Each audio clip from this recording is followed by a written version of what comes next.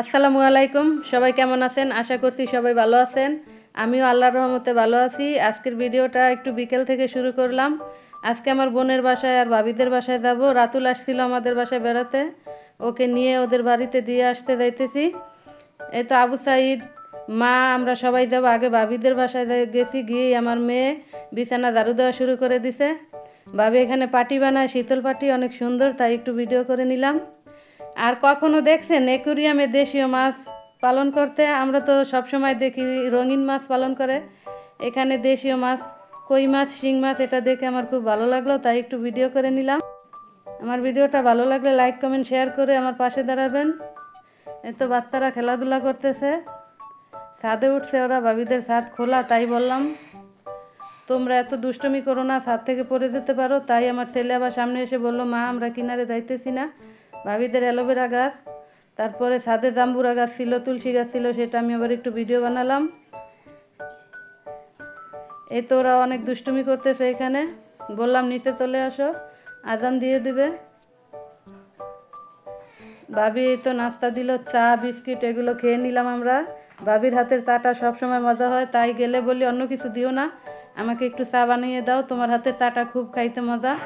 Current ছিল না, তারপর আমরা অনেক মজা করছি, অনেকক্ষণ আড্ডা দিছিলাম, কথা বলছিলাম, অনেক ভালো লাগছে ভাবিদের বাসায়। এখন এখান থেকে রাতুলদের বাসায় যাব। আমার মেয়ে শুয়ে পড়ছে চা খেয়ে,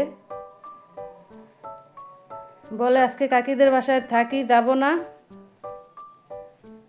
এই তো আমি এখন চা খেয়ে নিতেছি।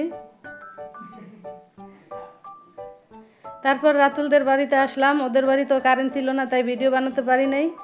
বোন তো বোনই হয়, আর ভাবি তো ভাবি, ভাবিও অনেক আদর করে, তারপরও বোনের মতো ভালোবাসা তো আর কেউ দিতে পারে না।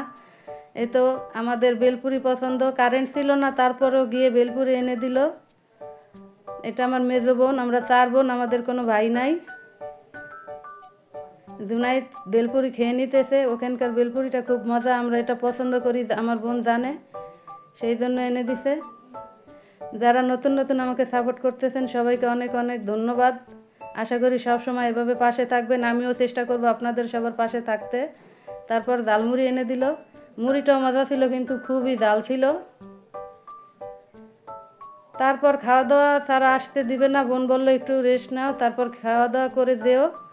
রাতুল ঝালমুড়ি খাইতেছে, এই তো রাতের খাবারটা খেয়েই আসলাম ওখান থেকে। আমি ভাত খাইতেছি, জুনাইদ, আমরা সবাই খেতে বসছি।